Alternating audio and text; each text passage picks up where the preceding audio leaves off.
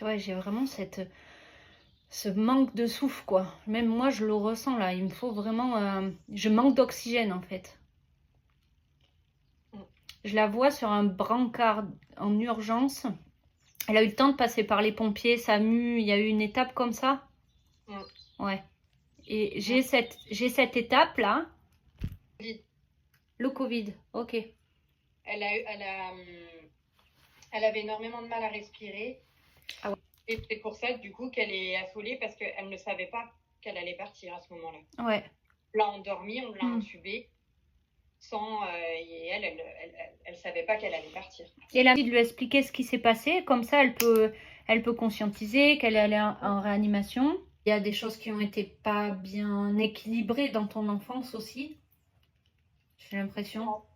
Oh si. T'as pas de sœur ou de frère? J'ai un frère. Et il n'y a jamais eu de différence entre vous deux? Ah si. Enfin, je veux dire, mon enfance à moi, j'ai eu une belle enfance, mais j'ai jamais été proche de mon frère. Oui, mais par rapport à tes parents? De quoi, moi et mes parents? Ouais, par rapport à la relation de ton frère avec tes parents et la tienne. Il n'y a pas eu une différence? Si. Enfin, mes parents ont donné le même amour à mon frère et à moi. Oui. Mais oui, effectivement, il y a une différence, oui. Ils ont eu plus besoin de s'occuper de lui. Enfin, de s'occuper de lui.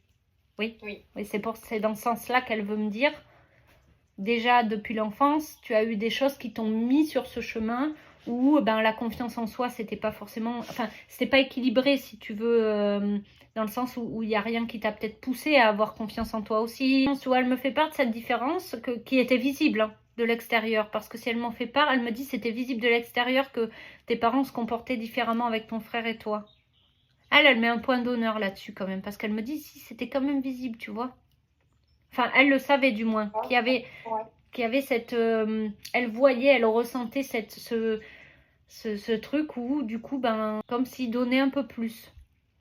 Pour elle, vraiment, elle a l'impression que, du coup, ça a peut-être créé quelque chose de complètement inconscient chez toi, mais du coup, qui te donne avoir un peu moins confiance. C'est ce qu'elle me dit. En toi. D'accord. Que ça partirait peut-être de là. Gâter, dis donc. J'ai l'impression, elle aimait te gâter. Elle te gâtait. Ouais. Elle prenait plaisir à te gâter. C'est pas, tu sais, comment? Je la gâte parce que c'est ma nièce. Tu sais, ce truc où ben, t'es un peu obligé parce que c'est ma nièce, tu vois. Mais vraiment, c'était...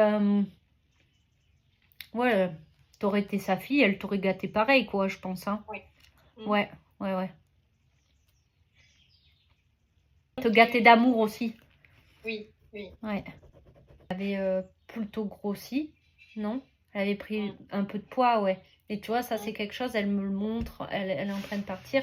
Et elle me montre qu'elle est pas bien, même, tu vois, dans son corps. Elle était plus bien dans son corps, c'était plus son corps, finalement. Ça, c'est des choses, si elle m'en fait part, c'est qu'elle est encore, tu vois, elle est vraiment bloquée dans ce corps qu'elle était pas bien.